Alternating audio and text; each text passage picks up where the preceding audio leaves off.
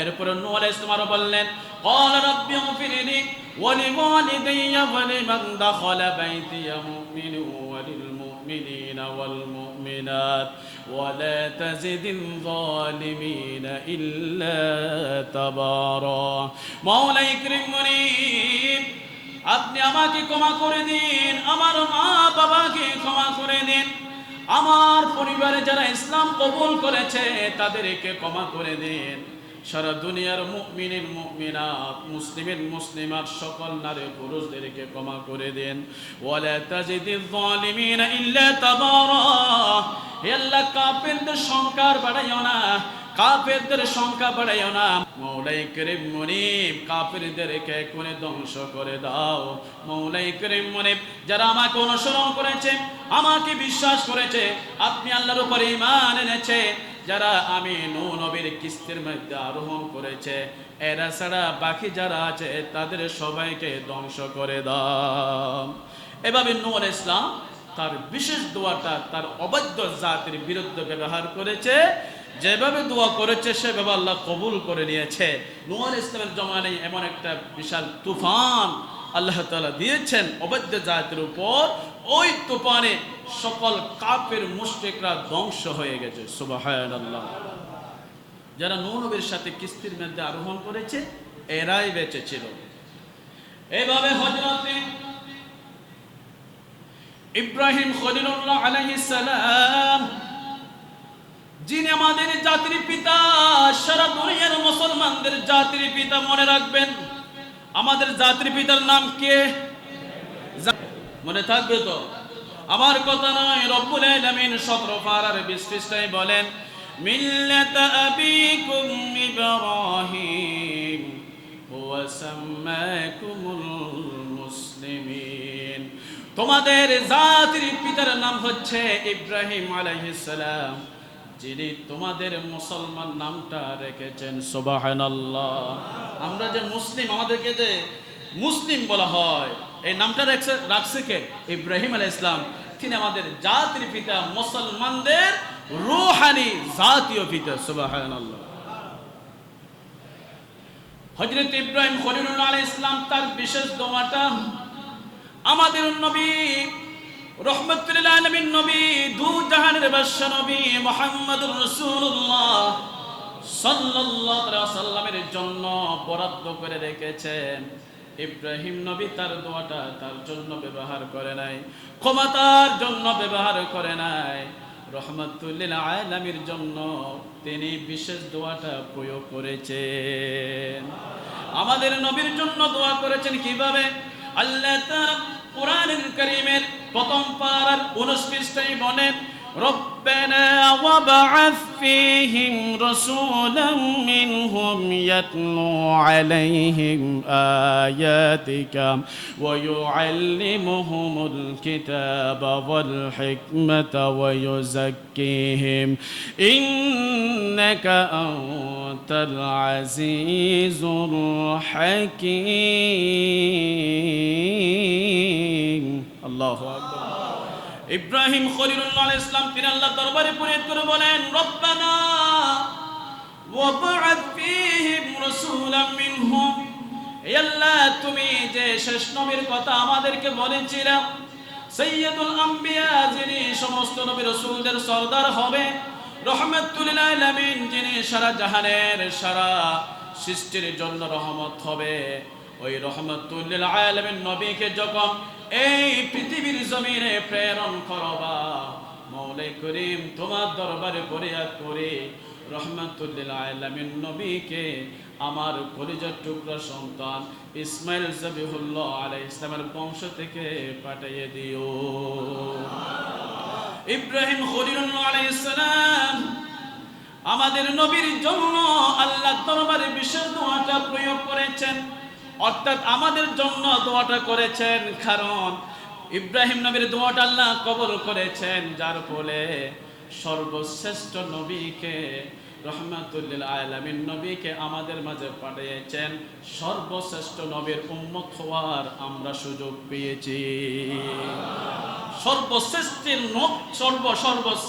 নবীর আমরা হলাম সর্বশ্রেষ্ঠ উম্মত। সুবহানাল্লাহ। হযরত ইব্রাহিম খলিলুল্লাহ আলাইহিস সালাম এভাবে তার বিশেষ দোয়াটা আমাদের নবীর জন্য প্রয়োগ করেছেন। ঠিক তেমনি মূসা কালিমুল্লাহ আলাইহিস সালাম তার বিশেষ দোয়াটা তার জমানার অবাধ্য কাফেরদের লিডার ফেরাউনের বিরুদ্ধে প্রয়োগ করেছেন। ফেরাউন একজন বড় জালেম ছিলেন, অত্যাচারী শাসক ছিলেন, স্বৈরাচার শাসক ছিলেন, যিনি হাজার হাজার নবজাতক ছেলে সন্তানদেরকে হত্যা করেছেন। নাউজুবিল্লাহ। ফেরাউন জালেম সরকার ছিলেন, স্বৈরাচার সরকার ছিলেন। তার ক্ষমতাকে টিকিয়ে রাখার জন্য যত ছেলে সন্তান জন্মগ্রহণ করতেন তাদের সবাইকে হত্যা করতেন। এই ফেরাউন তার জমানায় ছিল হিটলার, তিনি তার জমানার হিটলার ছিলেন, মানুষ হত্যাকারী ছিলেন। হযরত মূসা কালিমুল্লাহ আলাইহিস সালাম আল্লাহর কাছে ফরিয়াদ করে বলেছেন, মওলাই করিম মুনিব, এই জালেম ফেরাউনকে পৃথিবীর জমিন থেকে ধ্বংস করে দাও। রব্বুল আলামিন মূসা কালিমুল্লাহর দোয়া কবুল করেছেন। নীল দরিয়ায় ফেরাউনকে ডুবিয়ে মারছেন, তার অনুসারীদেরকে মারছেন। সুবহানাল্লাহ। এভাবে হযরত সুলাইমান আলাইহিস সালাম তিনি তার বিশেষ দোয়াটা প্রয়োগ করেছেন রাজত্বের জন্য, ক্ষমতার জন্য।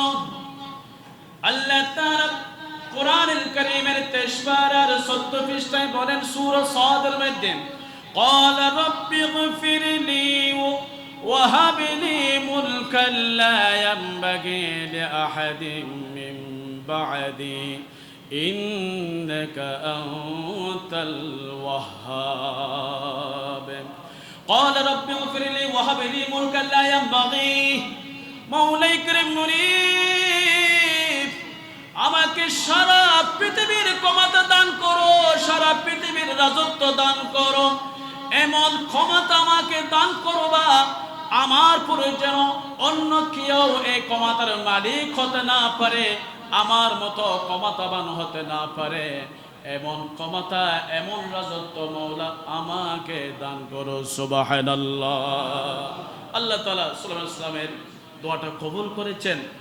রব্বুল আলামিন সুলাইমান আলাইহিস সালামকে এমন ক্ষমতা দিয়েছেন, সারা পৃথিবীর বাদশা বানিয়ে দিয়েছেন এবং বাতাসকে তার অনুভূত করে দিয়েছেন। বাতাস প্রবাহিত হয় সুলাইমান ইসলামের অর্ডার শুনে, সুলাইমান নবীর কথা মতো অর্ডার মতো বাতাস প্রবাহিত হয়। পশু পাখি সুলাইমান ইসলামের ভাষা বোঝে এবং সুলাইমান ইসলাম পশু পাখির ভাষা বোঝে। অবাধ্য শয়তানকে সুলাইমান ইসলামের বাধ্য করে দিয়েছেন, এই শয়তান সুলাইমান ইসলামের কথা মতো চলতেন। সুবহানাল্লাহ। এরকম ক্ষমতা আল্লাহ সুলাইমান ইসলামকে দিয়েছেন, কারণ তার বিশেষ দোয়াটা করেছে ক্ষমতার জন্য, রাজত্বের জন্য। এবার আসুন আমার বাবারা মায়েরা, এভাবে সকল নবী রাসূলগণ তাদের বিশেষ দোয়াটা পৃথিবীর জমিনে প্রয়োগ করেছে। শুধুমাত্র একজন নবী তার বিশেষ দোয়াটাকে নিজের জন্য প্রয়োগ করে নাই, ক্ষমতার জন্য প্রয়োগ করে নাই, সুখ শান্তির জন্য প্রয়োগ করে নাই, সম্পদের জন্য প্রয়োগ করে নাই। ওই নবী হলো আমি আপনার নবী সৈয়দুল মুরসালিন, ইমামুল মুরসালিন, খাতামুন নবিয়্যিন, রাহমাতুল লিল আলামিন, দু জাহানের বাদশা নবী মুহাম্মদুর রাসূলুল্লাহ সাল্লাল্লাহু তাআলা আলাইহি ওয়াসাল্লাম। চিৎকার দিয়ে বলুন না সুবহানাল্লাহ। আমাদের নবী কেমন দয়াল নবী, মায়ের নবী, উম্মতের প্রতি কেমন ভালোবাসা ছিল, কেমন মহব্বত ছিল। আমার নবী বিশেষ দোয়াটা নিজের জন্য প্রয়োগ করে নাই, ক্ষমতার জন্য প্রয়োগ করে নাই, সুখ শান্তির জন্য প্রয়োগ করে নাই। মুসলিম শরীফের হাদিস, লিকুল্লি নবিয়্যিন দাওয়াতুন মুস্তাজাবাতুন ফাতাআজ্জালা কুল্লু নবিয়্যিন দাওয়াতুহু ফি উম্মতিহি ওয়া ইন্নী ইখতাবাতু দাওয়াতি শাফাআতান লি উম্মতি ইয়াউমাল কিয়ামা। আমার নবী বলেন রব্বুল আলামিন প্রত্যেক নবী রাসূলদেরকে একটা বিশেষ দোয়া দিয়েছেন, বিশেষ দোয়ার ক্ষমতা দিয়েছেন। সকল নবী রাসূলগণ এই পৃথিবীর জমিনে তার উম্মতদের ব্যাপারে তার ক্ষমতা প্রয়োগ করে ফেলেছে। শুধুমাত্র আমি নবী আমার বিশেষ দোয়াটা পৃথিবীর জমিনে প্রয়োগ করে নাই। আমি নবী আমার বিশেষ দোয়াটা পরকালের জন্য, কঠিন মুহূর্তের জন্য রিজার্ভ করে রেখে দিয়েছি। কিয়ামতের ময়দানে আমার গুনাহগার উম্মতরা জাহান্নামে যাবে, জাহান্নামের শাস্তি ভোগ করবে, সেটা আমি নবী, আমি রাহমাতুল লিল আলামিন নবী সহ্য করতে পারবো না। আমি নবী সহ্য করতে পারবো না। আমার গুনাহগার উম্মতদেরকে জাহান্নাম থেকে রক্ষা করে জান্নাতে নিয়ে যাওয়ার জন্য, পরকালের জন্য আমার দোয়াটা রিজার্ভ করে রেখে দিয়েছি। কেমন নবী? আমার নবী বলেন, যদি আমি আমার এই বিশেষ দোয়াটা দুনিয়াতে প্রয়োগ করি, আমার গুনাহগার উম্মতদেরকে কিয়ামতের ময়দানে কঠিন অবস্থায় কে রক্ষা করবে, কে বাঁচাবে? জাহান্নাম থেকে কে বাঁচাবে? আমাদের নবী পরকালে কিয়ামতের ময়দানে উম্মত যখন কঠিন শাস্তির মধ্যে থাকবে, কষ্টের মধ্যে থাকবে, তখন নবীজি সিজদায় পড়ে যাবে। সিজদায় গিয়ে আল্লাহর দরবারে ফরিয়াদ করে বলবে, আল্লাহুম্মা গফির লি উম্মতি, আল্লাহুম্মা গফির লি উম্মতি। চোখের পানি ছেড়ে দিয়ে অজর নয়নে সিজদায় গিয়ে কান্না করে করে আমাদের জন্য দোয়া করতে থাকবে। রব্বুল আলামিনের আমার গুনাহগার উম্মত, আমার গুনাহগার উম্মত, আল্লাহ আমার উম্মতদেরকে ক্ষমা করে দাও, আমার উম্মতদেরকে ক্ষমা করে দাও। যখন উম্মতরা জাহান্নামে যাবে, একজন উম্মত, একজন ঈমানদার বান্দা, একজন উম্মত যতক্ষণ পর্যন্ত জাহান্নামে থাকবে, ততক্ষণ পর্যন্ত আল্লাহ দরবারে ফরিয়াদ করে বলতে থাকবে, আল্লাহুম্মা গফির লি উম্মতি। রব্বুল আলামিন আল্লাহর হাবিবকে ডাক দিয়ে বলবেন, ইরফা রাসাকা ইয়া মুহাম্মদ, ইরফা রাসাকা ইয়া মুহাম্মদ। হাবিব, আপনার মাথা মোবারক তুলুন, আপনি যা দোয়া করবেন তা আমি আল্লাহ কবুল করে নেব। তখন আমাদের নবী, মায়ার নবী বলবে, হে আল্লাহ, আমি আমার চোখের পানি তখন বন্ধ করব, তখন সিজদা থেকে মাথা উত্তোলন করব, যতক্ষণ পর্যন্ত একজন উম্মত জাহান্নামে থাকবে না। সুবহানাল্লাহ। সকল উম্মতদেরকে জাহান্নাম থেকে রক্ষা করবে। আমরা যে একটা কথা বলে থাকি, যিনি বিন্দু পরিমাণ ঈমান নিয়ে কবরে গেছে, সে জাহান্নাম থেকে রক্ষা পাবে, সে একদিন না একদিন জান্নাতে যাবে। এরকম কথা আমরা বলি কি না? আমাদের বিশ্বাস, যিনি ঈমান নিয়ে, বিন্দু পরিমাণ ঈমান নিয়ে কবরে গেছে, সে জাহান্নামের আযাব ভোগ করবে, তার গুনাহ অনুযায়ী, তার অপরাধ অনুযায়ী শাস্তি ভোগ করবে, কিন্তু তিনি একদিন না একদিন জাহান্নাম থেকে রক্ষা পাবে। এই কথাটা আমরা কেন বলি? এই ধারণা কোথা থেকে আসে? কারণ আমার নবী কিয়ামতের দিন স্পেশাল দোয়াটা আমাদের জন্য করবে, সেই জন্য আল্লাহ আমাদেরকে জাহান্নাম থেকে রক্ষা করবে। সুবহানাল্লাহ। যদি স্পেশাল দোয়াটা না করতেন, তাহলে প্রত্যেক গুনাহগার বান্দা জাহান্নামেই পড়ে থাকতেন, অনন্তকাল পর্যন্ত জান্নাতে যাওয়ার কোনো সুযোগ থাকতো না। যে নবী নিজের সকল চাওয়া পাওয়াকে, সকল ভালোবাসাকে আমরা উম্মতের জন্য কোরবান করে দিয়েছেন, সেই নবীকে ভালোবাসার দরকার আছে না নাই? মুখ থেকে, জবান থেকে ভালোবাসতে হবে না, অন্তর থেকে ভালোবাসতে হবে। কেমন ভালোবাসা দিতে হবে? লা ঈমানা লিমান লা মুহাব্বাতা লাহু। যার অন্তরে নবীর ভালোবাসা নাই, তার ঈমান নাই। লা ইউমিনু আহাদুকুম হাত্তা আকুনা আহাব্বা ইলাইহি মিন ওয়ালিদিহি ওয়া ওয়ালাদিহি ওয়ান নাস আজমাইন। মুসলিম শরীফের হাদিস, বুখারী শরীফের মধ্যে রয়েছে, ব্যক্তি ততক্ষণ পর্যন্ত পরিপূর্ণ ঈমানদার হতে পারবে না যতক্ষণ পর্যন্ত মা বাবার চাইতে, সন্তানদের চাইতে, আত্মীয় স্বজনদের চাইতে, দুনিয়ার সকল মানুষদের চাইতে যতক্ষণ পর্যন্ত নবীর ভালোবাসা আমাদের অন্তরে বেশি থাকবে না, ততক্ষণ পর্যন্ত আমরা পরিপূর্ণ ঈমানদার হতে পারবো না। সুবহানাল্লাহ। তার মানে এটাই নয় যে আমরা আমাদের মা বাবাকে খেদমত করবো না, মা বাবাকে ভালোবাসবো না, সন্তানদেরকে ভালোবাসবো না, আত্মীয় স্বজনদেরকে ভালোবাসবো না, এইরকম নয়।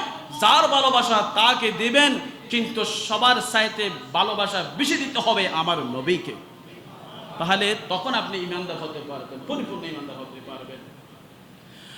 আপনারা শুনেছেন ভারতের জমিনে কত কয়েকদিন আগে একজন হিন্দু ধর্ম প্রচারক সে আমার নবীর শানে বেয়াদবি করেছে, কটূক্তি করেছে, নবীর শানে ইজ্জতে আঘাত করেছে।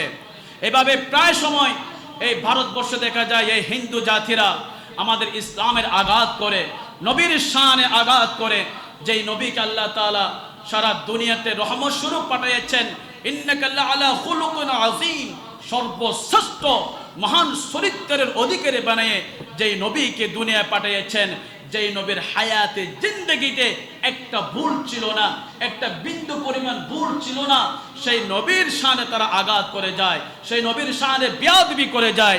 এমন কঠিন মুহূর্তে ঈমানদার মুসলমান কি চুপ করে বসে থাকতে পারে?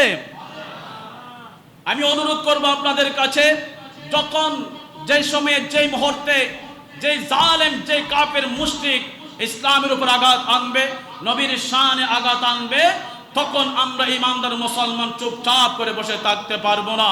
তাদের বিরুদ্ধে আন্দোলন গড়ে তুলতে হবে, জিহাদ করতে হবে, নবীর জন্য যদি প্রয়োজন হয় নিজের জানটা পর্যন্ত কোরবান করে দিতে হবে। কথা বলুন, দেখছি না?